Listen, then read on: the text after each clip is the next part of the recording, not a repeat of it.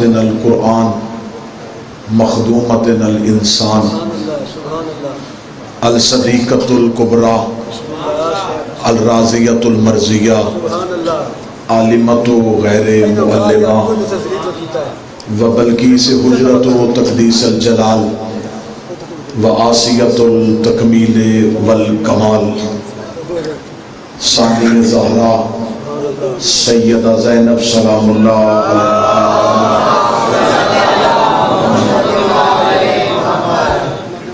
ثم الصلاۃ والسلام علی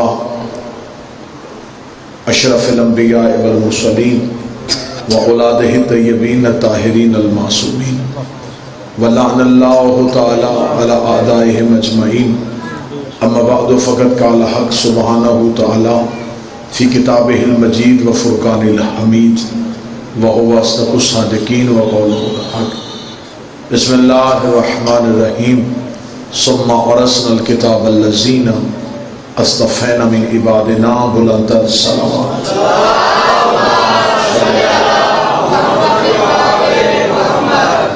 دعائے شہزادی کونین باعزت دہلیز پہ آئے ہوئے ہر صاحب عزت کی عزت کو محفوظ فرمائے۔ اللہ مالکان خلد کے صدقے سے اس آج کے جشن میں آئے ہوئے ہر ایک شیعہ سنی کا عقیدت کا سجدہ میرا مالک اپنی بارگاہ میں قبول فرمائے، آخری سانس تک عقیدہ حق پہ استقامت نصیب فرمائے، موت کی ہچکی ہو زبان پہ ورد علی ولی اللہ جاری فرمائے، قبر کی پہلی رات ہو زیارت امیر نصیب فرمائے، دعائیں قبولیت تک پہنچائے، سہارا درود کر لیں بلند آواز سے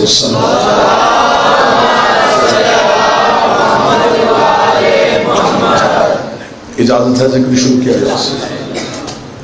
سب سے پہلے میں آپ تمام احباب کو شبان المعظم کی ہر ایک رات کی ہر ایک خوشی پہ ہدیہ تبریک پیش کرتا ہوں۔ دعا ہے اللہ ان خوشیوں کا صدقہ سوائے ان کے گھر کے غم کے کوئی غم نہ دکھایا۔ شبان وہ مہینہ ہے جس کی پہلی ہی رات سے ایک قرآن کی آیت بنت علی بن کے اتری، پھر مسلسل ان راتوں میں قرآن اترتے رہے، اور پھر 15 شعبان کو اس صحن کا کامل اکمل فرزند صاحب العصر کی صورت میں دنیا میں ظاہر۔ تو لہذا آج کا جو دن تھا وہ بنت علی کے حوالے سے تھا۔ میں گفتگو کا آغاز بھی شہزادی کا ذکر سے کروں گا۔ کون ہے علی کی بیٹی؟ اتنی باعزت ہے میری شہزادی کہ ثانی زہرا بن گئی، ورنہ یہ لقب پانا آسان نہیں تھا، بڑا مشکل تھا کسی مستور کے لیے سیدہ کے بعد سیدہ ہونا، زہرا کے بعد زہرا ہونا، بطول کے بعد بطول ہونا، اور بطول نام نہیں، بطول عہدہ ہے۔ بطول کوئی بھی مستور اپنی مرضی سے نہیں بنتی، بطول اللہ بناتا ہے، جیسے اللہ نبی بناتا ہے، جیسے اللہ رسول بناتا ہے، وہی اللہ بطول بناتا ہے، اور بطول کوئی بھی مستور اپنی مرضی سے بن ہی نہیں سکتی۔ اگر مجھے جشن کے ماحول میں یہ مجمع کہے کہ آپ بتائیں کہ بطول کہتے کسے؟ شریعت میں جس مستور کو نماز کے لیے وضو کی ضرورت نہ ہو اسے بطول کہتے ہیں، جو ایک لمحے کے لیے بھی ناپاک نہ ہو اسے بطول کہتے ہیں۔ میں لفظ کہوں گا اور میرا خیال ہے کہ سادہ ذہن فوراً جملے کو سمجھ جائیں گے۔ بیٹی ہماری ہو یا صحابی رسول کی، فطرت کی طرف سے ایک ایسا قانون ہے کہ وہ پورا مہینہ قرآن کی تلاوت نہیں کر سکتی، پورا مہینہ مصلی پہ عبادت نہیں کر سکتی۔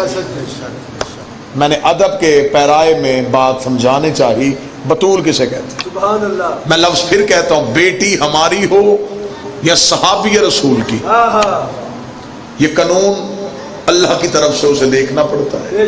لیکن بطول کسے کہتے ہیں؟ جسے پوری زندگی قرآن تلاوت سے نہ روکے، جسے پوری زندگی مسلح عبادت سے نہ روکا، اسے بطول کہتے ہیں۔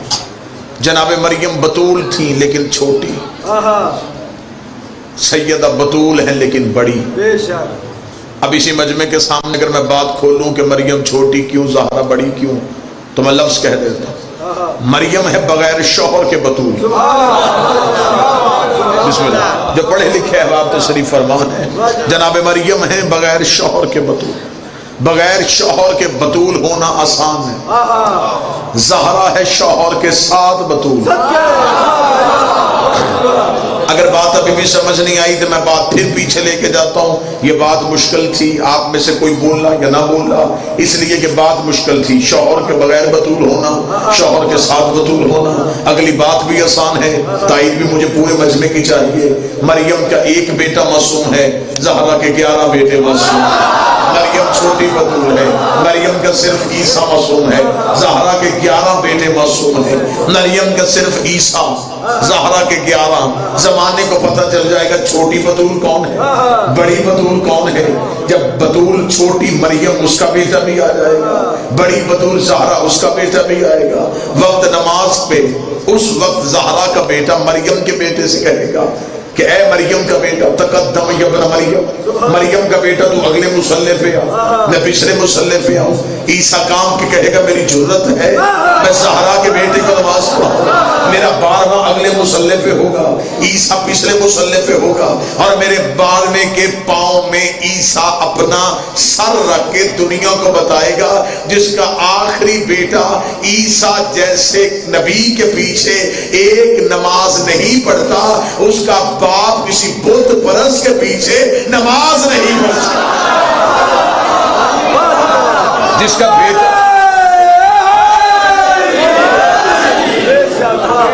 صرف لفظ بطول سمجھاؤں تاکہ مجھے عالیہ سمجھانے میں آسانی ہو۔ بی بی بھی بطول ہے، یہ پورا گھر بطول ہے، کیونکہ اس بی بی کا لقب ہے ثانی زہرا، دوسری زہرا۔ اور پھر ایک لفظ کہنے لگا، اور مجھے ایک بندہ مجمع سے چاہیے جو مجھے اس سطر کی تائید کرے۔ یہ تھی جناب سیدہ بنت علی عالیہ بی بی کی عزت، فاتح شام کی عزت۔ یہ ثانی زہرا بنی، لیکن قیامت تک اس ثانی زینب نہیں بن سکتی۔ سیدہ کونین عزت دیں آپ کو، بڑی مشکل بات آپ نے۔ یہ زہرا کی جگہ پہ ثانی زہرا ہوئی، لیکن کوئی عالیہ کی جگہ پہ پھر ثانی زینب نہ ہو سکا۔ اس کا مطلب زمانے میں اگر کوئی مستور ہے جس کی برابری کوئی نہیں تو وہ صرف اور صرف علی کی بیٹی۔ اب کیونکہ مجمع بالکل سادہ ہے تو مجھے بات سمجھانی پڑے گی، ورنہ میں یہیں سے بھی بات گزر جاتا تو موضوع بڑا اچھا تھا، لیکن یہاں میں بات سمجھاؤں۔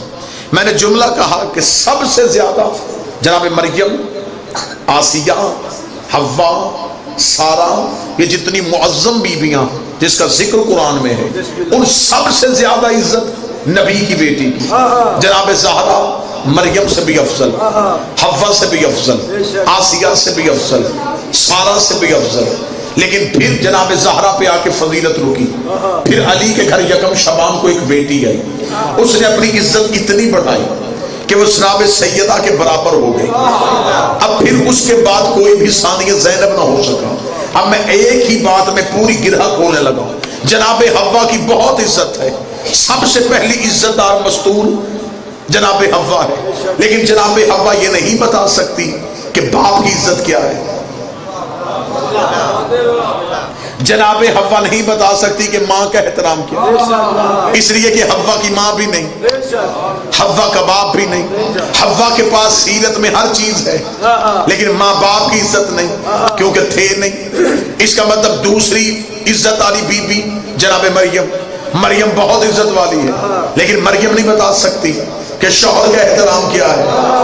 حوا کے پاس باپ نہیں ہے، مریم کے پاس شوہر نہیں ہے۔ بڑی عزت ہے جناب آسیہ کی، لیکن آسیہ نہیں بتا سکتی کہ مومن شوہر ہو تو عزت کا طریقہ کیا ہے، اس لیے کہ وہ تو فرعون کے گھر میں رہتی ہے۔ جناب زہرا عزتوں میں سب سے بڑھ گئی، لیکن زہرا یہ نہ بتا سکی کہ بھائی کا احترام کیا ہوتا ہے۔ بھائی کے ساتھ کیسے چلتے ہیں، لیکن جب علی کی بیٹی آئی پھر حد ہو گئی، بی بی نے باپ کا احترام بھی بتا دیا، شوہر کی عزت بھی بتا دی، حسین کے چارزاد حسین بن کے زمانے کو بتا دیا اگر بیٹی زینب جیسی ہو تو وہ حسین بن کے بھی میدان میں آ جائے۔ اس کا مطلب ہے کہ افضل ترین ہستی ہو گئی جناب علی۔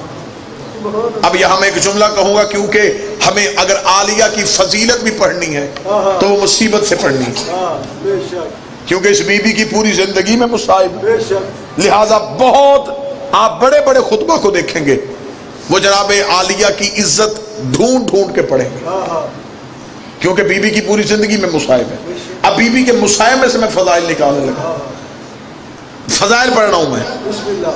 آپ نے پوری زندگی سنا جناب عالیہ کی ایک عزت سنی، لیکن میں ایک علیحدہ رنگ سے پڑھنے لگا۔ مکہ فتح ہوا، خانہ کعبہ کے اندر بت تھے، توجہ پوری رکھیے گا سب، بالکل داد نہیں چاہیے لیکن میں موضوع سنانا چاہتا ہوں۔ خانہ کعبہ کے اندر بت تھے، اللہ نے رسول سے کہا کہ کعبہ بتوں سے پاک کیجیے، رسول نے اپنے شانوں کو جھکایا اور علی کو بلایا، اے علی میرے کاندھوں پہ سوار ہو کے ان بتوں کو توڑیے۔ اور شیعہ نے بھی لکھا، سنی نے بھی لکھا کہ امیر المومنین حضرت علی رسول کے کاندھوں پہ کھڑے ہوئے، سنا نا جی سب، اور علی نے کعبہ کو بتوں سے پاک کیا۔ یہ رسول کے کاندھے صرف رسول کے کاندھے نہیں تھے، مہر نبوت بھی تھی، ادھر لا الہ الا اللہ لکھا تھا، ادھر محمد رسول اللہ لکھا تھا، درمیان میں علی ولی اللہ کھڑا ہوا۔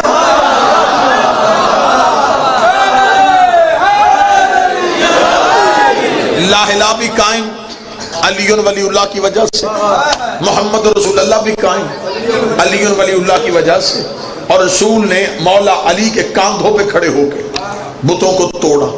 یہ وہ رسول ہے جو نیچے کھڑا ہے، جو رات کو عبادت کے لیے اٹھتا ہے اور خدا کہتا ہے یا ایھا المزمل قم اللیل الا قلیلا، اے کملی اوڑھنے والا نبی راتوں کو اٹھا کر لیکن تھوڑا، اس لیے کہ تو زیادہ دیر کھڑا رہتا ہے، تیرے پاؤں سوجتے ہیں، میں اللہ برداشت نہیں کرتا۔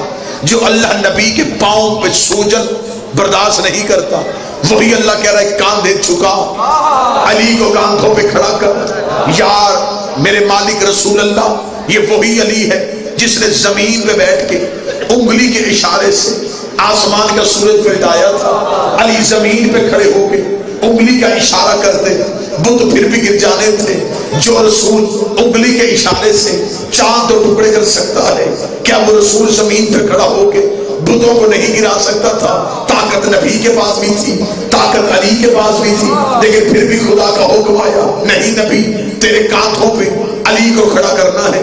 رسول کے کاندھوں پہ علی کھڑے ہوئے۔ سنی کتابوں میں لکھا ہے صحابہ نے آ کر رسول سے پوچھا یا رسول اللہ بزرگ بھی تھے، آپ کہتے تھے کوئی اور صحابی علی کو اٹھا لیتا، آپ نے علی کو کیوں اٹھایا؟ اب اسی جملے کے لیے اللہ نے نبی کے کاندھوں پہ علی کو کھڑا کیا تھا۔ میں موضوع جناب زینب سنانے لگا ہوں۔ فرمایا یا رسول اللہ آپ نے علی کو اپنے کاندھوں پہ کیوں کھڑا کیا؟ فرمایا اس لیے کہ میرے علاوہ کوئی علی کو اس لیے نہیں اٹھا سکتا تھا، یہ امامت کا بوجھ ہے، سوائے نبوت کے کوئی اٹھا نہیں سکتا، یہ امامت کا بوجھ تھا، سوائے نبوت کے کوئی اٹھا نہیں سکتا تھا۔ اس کا مطلب کہ علی کو بھائی سمجھ کے نہیں اٹھایا، علی کو امام سمجھ کے اٹھایا، اور امامت کا بوجھ سوائے نبوت کے کوئی اٹھا نہیں سکتا، امامت کا بوجھ سوائے نبوت کے کوئی اٹھا نہیں سکتا۔ شہر ہوتا تو پوری رات اس جملے کی داد ہوتی، لیکن میں بے نیاز ہو کے تمہارے دلوں میں جملہ رکھنے لگا ہوں۔ رسول نے کہا یہ امامت کا بوجھ ہے، سوائے نبوت کے کوئی اٹھا نہیں سکتا۔ یہ جملہ یاد رکھنا، میں بی بی عالیہ پڑھنے لگا ہوں۔ فرمایا یہ نبوت نے امامت کا بوجھ اس لیے توجہ کرنا، یہ امامت کا بوجھ ہے، سوائے نبوت کے کوئی اٹھا نہیں سکتا۔ شام میں خلیفہ علی کی بیٹی جلے ہوئے خیموں میں آئی، بی بی نے سجاد کو کاندھے پہ اٹھایا، کاندھے پہ اٹھا کے بی بی خیمے سے باہر نکلی۔ نبی نے کہا تھا کہ امام کو سوائے نبوت کے کوئی اٹھا نہیں سکتا۔ سیدہ عالیہ نے سجاد کو کاندھوں پہ اٹھا کے زمانے کو بتا دیا میں کربلا میں بیٹی بن کے نہیں آئی، محمد بن کے آئے۔ بسم اللہ۔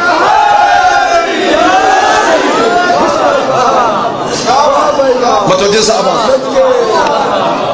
بی بی عالیہ کیا کربلا میں جو سید الساجدین کو اٹھایا، یہ بی بی نے پھپھی بن کے نہیں، محمد بن کے اٹھایا۔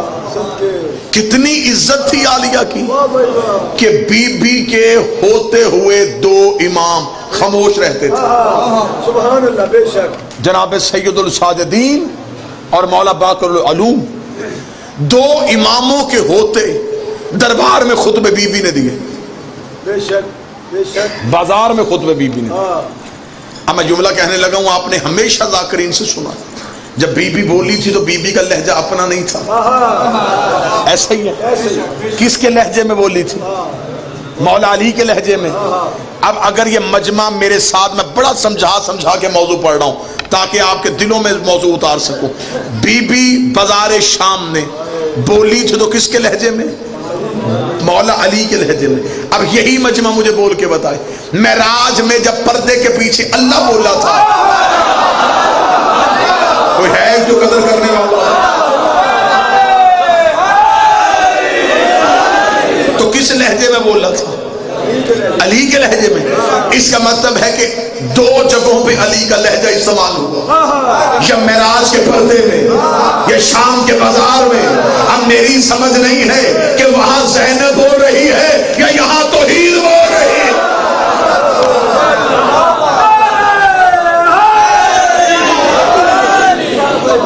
دو طاقتوں کے پاس علی کا لہجہ۔ میں بڑا نکھار کے عالیہ آپ کو سنا، کیونکہ ہمیشہ بی بی کے مصائب پڑھے گئے، میں آج عالیہ کے فضائل آپ کو سنانا چاہتا۔ اللہ قرآن میں کہتا ہے مال اور بیٹے تمہاری زینت ہے، لیکن یہ واحد بی بی ہے جو بیٹی ہو کے باپ کی زینت ہے۔ زینت بھی کس کی؟ علی کی۔ زین اب باپ کی زینت۔ اور میں لفظ زینت سمجھا دوں کہ زینت کسے کہتے ہیں؟ زینت کہتے ہیں سجاؤ کو، سنگھار کو۔ رسول نے فرمایا زینوا مجالسکم بذکر علی ابن ابی طالب، زینت دو اپنی مجلسوں کو علی کے ذکر سے۔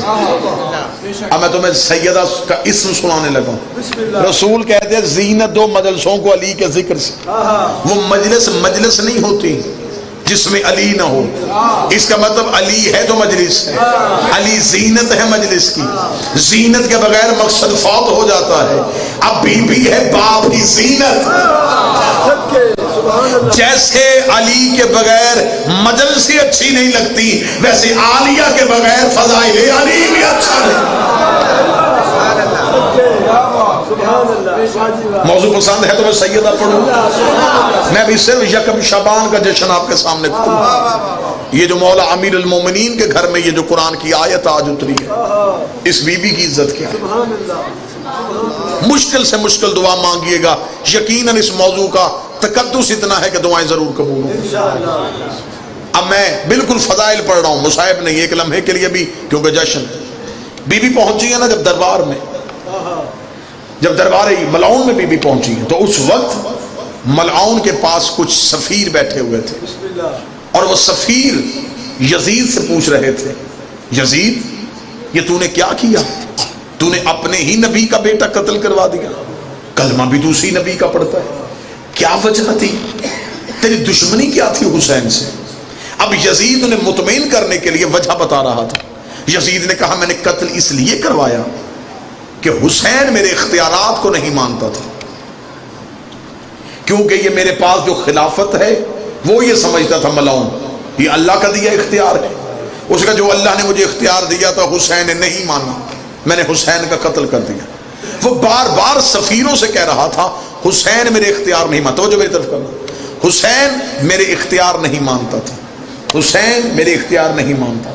وہ جملہ کہہ رہا تھا یا ادھر دربار میں بی بی آ گئی، ادھر یزید کی زبان سے یہ جملہ نکلا کہ حسین میرے اختیار نہیں مانتا تھا۔ بی بی کڑیوں سے سر اٹھایا، سر اٹھا کے بی بی نے اونچی آواز میں کہا یزید میں تجھ سے کوئی بات کرنا چاہتی ہوں لیکن تیرے دربار میں شور ہے، تھوڑی دیر کے لیے روشن دانوں سے ہوا روک۔ واہ واہ واہ، صدقے جاوا، کیا بات ہے، کیونکہ روشن دانوں سے ہوا آ رہی ہے، ہوا کی سرسراہٹ کی وجہ سے کان میں آواز نہیں پڑ رہی، تھوڑی دیر کے لیے ہوا روک۔ یزید علی اللہ نے پاس بیٹھے سپاہی سے کہا کیا کہہ رہی علی کی بیٹی؟ وہ کہہ رہا بی بی کہہ رہی ہے کہ یہ روشن دانوں سے ہوا روک۔ واہ واہ، یزید دیکھ کے کہتا میں کیسے روک سکتا ہوں؟ اللہ واہ، کیا بات ہے، سیدہ جو سننے کے لیے آیا، جو سیدہ سننے کے لیے آیا، یزید نے کہا میں کیسے روک سکتا ہوں؟ اتنا کہنا تھا، بی بی 2 قدم اور آگے بڑھی۔ اب یہ دیکھنا، اب یہ بی بی دربار میں قیدی بن کے نہیں، خطبے کے خنجر سے یزیدیت کی شہرت کو کاٹنے لگی۔ بی بی کے ہاتھ میں خطبے کی دھار ہے، کیسے نہ یزید ڈرتا، عباس کی آقا زادی بول رہی تھی، جس کے سامنے غازی کا بھی سر جھکتا تھا، وہ شہزادی بول رہی تھی۔ 2 قدم بی بی آگے بڑھی، بی بی نے کہا اچھا تو روشن دانوں سے ہوا نہیں روک سکتا، پھر تیرے دربار میں سپاہی ہیں، سپاہی ہیں گھوڑوں پہ سوار، گھوڑا جب بھی کھڑا ہوتا ہے تو کبھی بھی اپنے سموں کو ایک جگہ پہ نہیں روکتا، وہ اپنے سموں کو حرکت دیتا ہے۔ بی بی نے کہا پھر اپنے سپاہیوں سے کہے تھوڑی دیر کے لیے گھوڑوں کے سموں کو روکیں، کیونکہ کافروں کا شور آ رہا ہے۔ یزید نے کہا کیا کہہ رہی ہے علی کی بیٹی، تجھے کیا خبر ہے، یہ گھوڑوں کے سموں کو میں کیسے روک سکتا ہوں؟ بی بی نے کہا اچھا تو ہوا بھی نہیں روک سکتا، تو گھوڑے کے سم بھی نہیں روک سکتا، تیرے دربار میں کھڑے ہیں اونٹ، اونٹ اپنی گردنوں کو ہلا رہے ہیں، ان کے گلے میں ہیں گھنٹیاں، گردنوں کی حرکت کی وجہ سے گھنٹیوں کا شور ہو رہا ہے، تھوڑی دیر کے لیے اونٹوں کی گردنوں کو روک دے۔ یزید نے کہا بی بی کیا ہو گیا ہے تجھے، کبھی کہتی ہے ہوا روک، کبھی کہتی ہے گھوڑوں کی ٹاپیں روک، کبھی کہتی ہے اونٹوں کی گردنیں روک، تجھے خبر نہیں یہ سب کچھ میں نہیں کر سکتا۔ 4 قدم بی بی آگے بڑھی، اب بی بی نے یزیدیت کا سر کاٹا۔ بی بی دیکھ رہی کہاں گیا تیرا اختیار، کہاں گیا وہ تیرا اختیار، جسے حسین تسلیم نہیں کرتا تھا تو ابھی کہہ رہا تھا حسین تیرے اختیار کو نہیں مانتا تھا، اور تو ابھی کہہ رہا ہے نہ ہوا تیرے اختیار میں ہے، نہ گھوڑوں کے سم تیرے اختیار میں ہے، نہ اونٹوں کی گردنیں تیرے اختیار میں ہے۔ یزید علی اللہ دیکھ کے کہنے لگا علی کی بیٹی یہ کسی کے بھی اختیار میں نہیں ہے۔ بی بی نے پھر جلال میں آ کے کہا پھر تو نے ہمارا اختیار دیکھا ہی نہیں، یہ کہہ کے بی بی دربار میں پہنچی۔ بی بی نے بولا خاموش ہو جاؤ، اتنا کہنا تھا، ہوا وہی کی وہی روک گئی، گھوڑوں کو سم روک گئے، اونٹوں کی گردنیں روک گئی، جس سپاہی کا ہاتھ اٹھا تھا نیچے نہ گیا، جس کی آنکھ کھلی تھی بند نہ ہوئی، جب پورا دربار پتھر کا ہو گیا۔ اب مجھے جملے میں مجمع کی تائید چاہیے،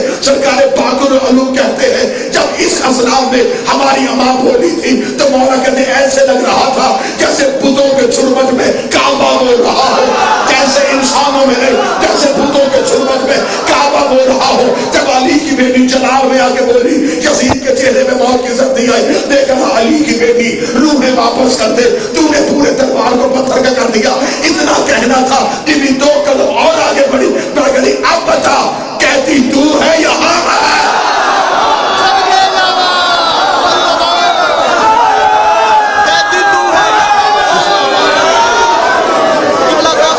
اب بتا، جب پورا دربار پتھر کا، سپاہیوں کی آنکھیں بند ہے تو کھل نہیں رہی، کھلی ہے تو بند نہیں، اٹھا ہوا ہاتھ نیچے نہ آیا۔ جب پورے دربار میں یہ عالم ہوا، بی بی نے یزید کی ناپاک روح واپس پلٹائی، یہ دیکھ کے کہتا کانپ کے بی بی اس دربار کو پتھر کا کیوں کر دیا؟ بی بی کہتی اب بتا، کہتی تو یا ہم؟ یہ کہہ کے بی بی 1 قدم پیچھے ہٹی۔ بی بی نے پیچھے ہٹ کر جملہ کہا وہ آج بھی طریقے ماتھے پہ ہے۔ بی بی نے کہا سن، ہم تیرے قیدی نہیں اس کے قیدی ہیں، ہم جبر مشیت کے قیدی ہیں، ہم توحید کے قیدی ہیں، ہمیں اس نے روکا ہوا ہے، ورنہ اگر میں چاہوں۔ اور یہ بات یاد رکھیے گا، یہ قید خانے میں بھی اپنا اختیار استعمال کرتے ہیں، کیونکہ حجت قید خانے میں بھی ہو تو حجت ہوتی ہے۔ حضرت یوسف قید خانے میں بھی نبی تھے۔ سبحان اللہ۔ جب میرے 7ویں امام کو قید خانے سے ملعون نے دربار میں بلایا تھا، دربار میں بلا کے کہنے لگا امام موسیٰ کاظم سے دے کہنے لگا تم امام تو کہتے ہو تمہارے پاس غیب کی کنجیاں ہوتی ہیں، اگر غیب کی کنجیاں تمہارے پاس ہیں تو قید خانے کا دروازہ کیوں نہیں کھول سکتے؟ اتنا کہنا تھا، امام نے جلال میں آ کے کہا اگر میں چاہوں تو یہ دیوار سونے کی ہو جائے. سبحان اللہ. اتنا کہنا تھا وہ ہو گئی. لفظ نوجوان سننا. امام نے کہا اگر میں چاہوں تو یہ دیوار سونے کی ہو جائے. امام نے کہا وہ ہو گئی. جب ہو گئی تو لوگوں کا دیکھ رہے تھے دیوار سونے کی. امام نے دیوار کی طرف دیکھا, واپس اصلی حالت میں آ. وہ واپس پھر اپنی اصلی حالت میں. امام نے فرمایا جب میں نے تجھے کہا ہی نہیں پھر تو ہوئی کیوں ہے. جواب سے آواز آئی, مولا جب آپ کہہ رہے تھے تو ان میں سے ایک حرامی سوچ رہا تھا کہ کیسے ہو سکتا ہے. میں نے ہو کے بتایا ایسے ہو سکتا.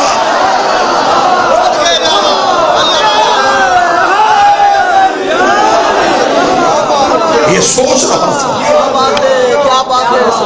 یہ سب کیسے ہو سکتا ہے, تو میں نے پھر ہو کے بتا دیا ایسے ہو سکتا.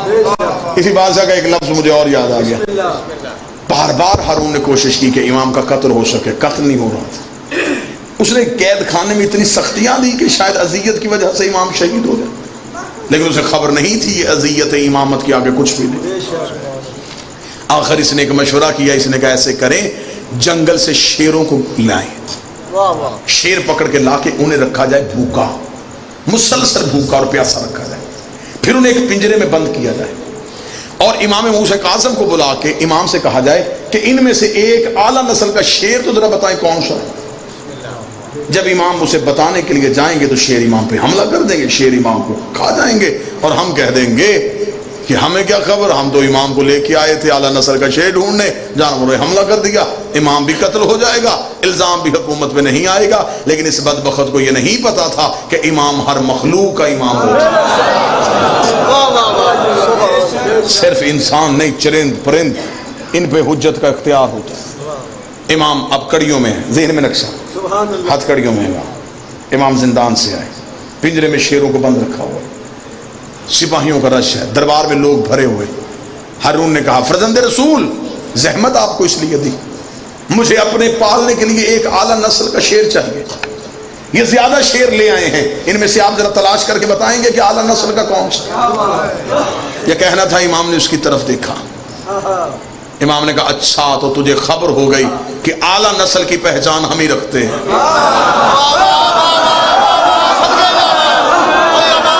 کوئی تو ہوگا تو قدر کرے گا سب.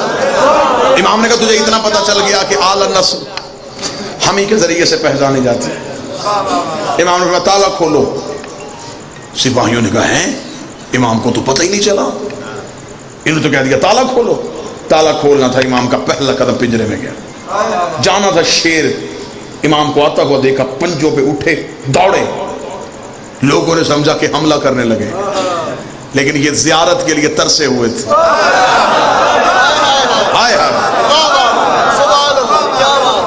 جو ہی امام کا پہلا قدم ابھی پنجرے کے اندر گیا ہے, یہ شیر دوڑے, امام کے قدموں پہ آ کے اپنے سروں کو رکھا. کتابیں کہتی ہے قدم امامت پہ سجدہ ہوا. جب امام کے قدموں پہ سجدہ ہوا تو شیروں کے جھرمٹ کے درمیان میں کھڑے ہو کے امام نے ایک ایک شیر کے سر پہ پیار دیا. پیار دیتے دیتے لوگوں کے چہروں پہ موت کی زردی آ گئی. ہارون کا رنگ فاق ہو گیا کہ میں نے تو چاہا تھا کہ شیر حملہ کریں گے, یہ کیا ہوا. امام نے شیروں کے جھرمٹ میں شیروں کو پیار کرتے ہارون کی طرف دیکھے گا, تو نے مجھ سے پوچھا تھا کہ اعلیٰ نسل کا کون ہے, یہ سارے ہی اعلیٰ نسل کے ہیں. گندی نسل کے ہوتے تو میرے قدموں میں آ ہی نہیں سکتے.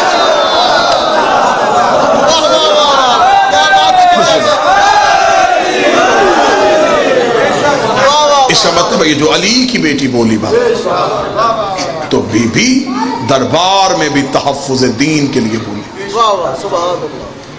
میں نے ایک عیسائی مورخ کی کتاب پڑھی تھی جو اس نے لکھا تھا کہ اس دنیا میں مثالی خواتین کا کردار کیا رہا. ایک انگریز اس نے کتاب لکھی جس میں اس نے دنیا کی ان عورتوں کا ذکر کیا جن کا کردار دنیا میں مثالی رہا. اس میں اس نے آخر میں کہا کہ سب سے مثالی کردار کربلا میں حسین کی ہمشیرہ کا تھا. اور ایک جملہ مجھے حسنین کو بندہ کہے کہ پوری زندگی تول اور یہ جملہ اٹھا تو میں لمحہ نہ لگاؤں, میں زندگی تول لوں اور عیسائی کا جملہ اٹھا لوں. اس کا مسلمانوں تمہیں شرم نہیں آئی. اس نے جس کے ایک خطبے نے یزیدیت کا اتنا نقصان کیا, اگر اس کی قرآن کی تفسیر آتی تو کیا حال ہوتا.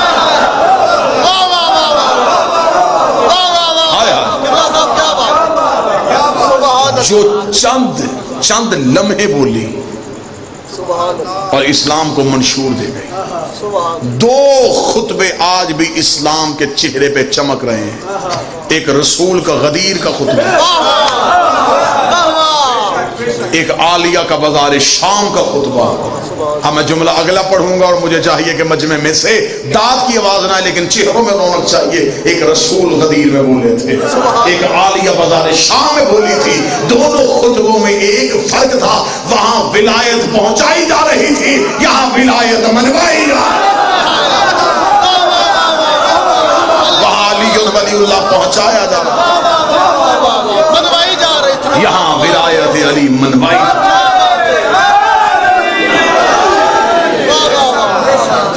اب دونوں خطبوں میں سے اثر کس خطبے کا زیادہ تھا وہ میرا مجمع بھی فیصلہ کر دے گا. پہنچانا آسان ہے، منوانا مشکل. جی تو دیکھو علی کی بیٹی کی کتنی فتح ہے، قاتل کے شہر سے جیت کے آئی ہے. قاتل کے شہر سے، کیا بات ہے. بی بی قاتل کے شہر گئی، اس نے صحرا میں امام حسین کا قتل کیا تھا. بی بی اس کے گھر تک پہنچ گئی. بی بی گھر جا کے اس کے بتا کے آئی ہے، اس کے گلے میں لعنت کا توق بی بی اس کے گھر جا کے ڈال کے آئی. جس ملک میں اسے ہرا کے گئی تھی آج اسی میں فاتح بن کے بیٹھے. فاتح صاحب، کیا بات ہے، کیا بات ہے. سبحان اللہ. یہ جیت تھی. حسین کو شہید کربلا کہا جاتا ہے، سبحان اللہ. غریب کربلا کہا جاتا ہے. سبحان اللہ. عالیہ کو کہا جاتا ہے فاتح شام. سبحان اللہ. سبحان اللہ. شام فتح کیا. بے شک یہ شام وہ علاقہ ہے جو علی سے فتح نہ ہوا. بے شک مولا امام حسن کا دور گزرا، شام سازشوں کا گڑھ تھا، مولا حسن سے فتح نہ ہوا. مولا حسین کربلا تک رکے. اب محمد کے 2 بیٹے رک گئے. پھر میں اب جملہ کہوں گا، ہوتے تو خطابت میں جملے ہی ہیں، پھر مجھے خبر نہیں کہ اس جملے کی کہاں سے تائید کا حق ادا ہوگا. جو کام محمد کے بیٹوں نے نہیں کیا وہ علی کی بیٹی نے کیا. کیا بات ہے، کیا بات ہے. وہ محمد کے بیٹے تھے، وہ مباہلے میں محمد کے بیٹے ہو. جو کام محمد کے بیٹوں سے نہ ہوا علی کی بیٹی. وہ کام علی کی بیٹی نے کیا. بی بی نے شام فتح کر دیا. ایسے فتح کیا بی بی نے شام کہ یزید نے شام میں بیٹھ کے مولا حسین سے مدینے بیعت مانگی. علی کی بیٹی اگلا امام کا ہاتھ پکڑ کے شام میں پہنچی. اب میں تمہیں ہیبت دکھاؤں بی بی کی کتنی تھی، جلال دکھاؤں میری شہزادی کا کتنا تھا. آپ نے ہمیشہ سنا شام کی قیدن، آج یکم شعبان ہے، آج میں بی بی کے فضائل تمہیں سناؤں. کتنی ہیبت اور کتنی جلالت تھی میری شہزادی پہ. اب وہ اتنے مجمع سے مجھے انصاف چاہیے، اتنے مجمع سے انصاف چاہیے. کتنی جلالت تھی کہ یزید نے شام میں بیٹھ کے مدینے حسین سے بیعت مانگی. بی بی اگلے امام سجاد کا ہاتھ پکڑ کے شام کے قید خانے میں آئی. یزید اتنا ڈر گیا اسے سجاد سے بیعت نہیں مانگی.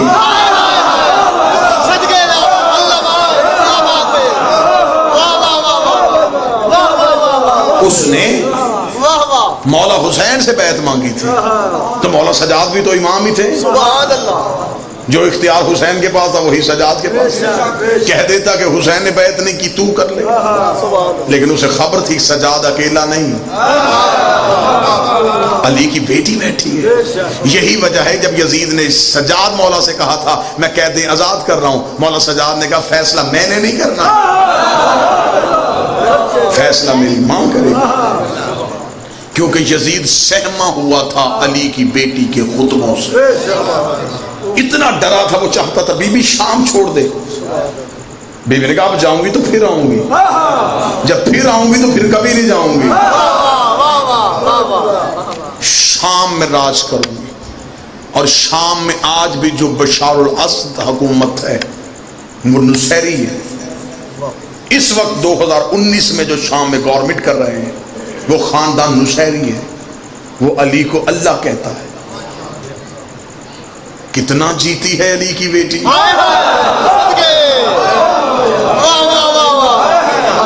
پتہ نہیں کس لہجے میں بولی ہے علی کی بیٹی. کیا بات کتنی بڑی جیت تھی علی کی بیٹی کہ سیدہ عالیہ شام میں بولی اور بی بی نے یزیدیت کو اتنا زخمی کر دیا، اتنا زخمی کر دیا. یہ جو مولا سجاد کو بار بار رات کو زندان سے بلاتا تھا نا، آپ کو ذاکرین سناتے ہیں تو آپ یہ سمجھتے ہیں کہ شاید مولا سجاد کو تکلیف دیتا تھا. تکلیف تو تب ہوتی اگر امام سو رہے ہوتے، سوئے ہوئے امام کو جگاتے تو پھر امام کو تکلیف ہوتی. امام تو سوتا ہی نہیں، کیونکہ امام کی آنکھ بند ہو جائے تو کائنات و غرق ہو جائے. ہاں، امام کی آنکھ بند نہیں ہوتی. ہاں، انہوں نے ایک رات ہی چند لمحے کے لیے آنکھیں بند کی تھی اور رضائے پروردگار خرید لی تھی. امام سوئے نہیں تھے. یہ بار بار سجاد کو دربار میں بلا کے دیکھتا تھا کہ کڑیوں میں ہی ہے. اتنا خوف تھا اس کے پر سجاد کا. یہ بار بار دیکھتا تھا. اسے خبر تھی یہ لوہے کی کڑیاں ان کے سامنے کاغذ ہیں، کہیں سجاد مجھ پہ حملہ نہ کر دے. استاد قمر جلالمی نے کہا تھا بستر جو مخملی تھا اسے خار کر دیا، سونا فرعون شام کا دشوار کر دیا، نیند اس کی باندھ کے زنجیر پا کے ساتھ سجاد نے یزید کو بیمار کر دیا.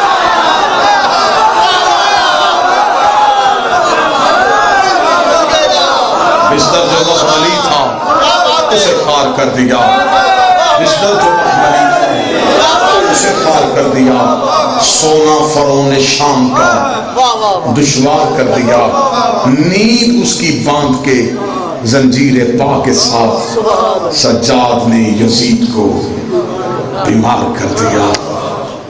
قدم قدم پہ چراغ ایسے جلا گئی ہے علی کی بیٹی. یزیدیت کی ہر ایک سازش چھا گئی ہے علی کی بیٹی. کہیں بھی ایوان ظلم تعمیر نہ ہو سکیں گے اب جہاں میں، غرور ظلم و ستم کے پرزے اڑا گئی ہے. انہی الفاظ کے ساتھ میری دعا ہے اللہ مالک کونین شہزادی کونین کے صدقے سے صاحبان جشن کی توفیقات میں اضافہ فرمائے، حاضرین جشن کی توفیقات میں اضافہ فرمائے، سوائے اس در کے کسی در کا محتاج نہ فرمائے. بی بی کے آنے کا صدقہ میرا مالک ہر کسی کے دامن کو بھر دے. رزق لینے آئے ہو رزق لے کے جاؤ، بیمار آئے ہو شفا لے کے جاؤ، بے اولاد آئے ہو اولاد لے کے جاؤ. میرے مالک جو مقدر میں نہیں بی بی کے نزول کا صدقہ وہ مقدر میں لکھ دے. جو ان کے حق میں بہتر ہے میرے مالک وہ لکھ دے. یہ مالک کا گھر آباد ہو، مالک کا سگن آباد ہو، وارث کا یہاں پہ ظہور ہو. اس بستی کو تظہور امام زمان قائم اور دائم فرمائے. اللہ تمام کو کربلا کی زیارت نصیب فرمائے. آج کے دن آج کی شب کا صدقہ مولا ہر کسی کو اسی سال بی بی کے روزے کا سجدہ نصیب فرمائے. شام میں بی بی کے روزے پہ میرا مالک جتنے دشمن مسلط ہیں انہیں نیست و نابود فرمائے. جنت البقیع کی آزادی ہو، آقا کا ظہور ہو، ہمیں سلطان زمان کے لشکر میں شامل فرمائے. ربنا تقبل منا انک انت السمیع الدعاء. آمین یا رب العالمین. اللہم صلی لنگر ڈھیر سارا کوئی بندہ جاوے نہیں. لنگر بھائی سارے کر کے جایا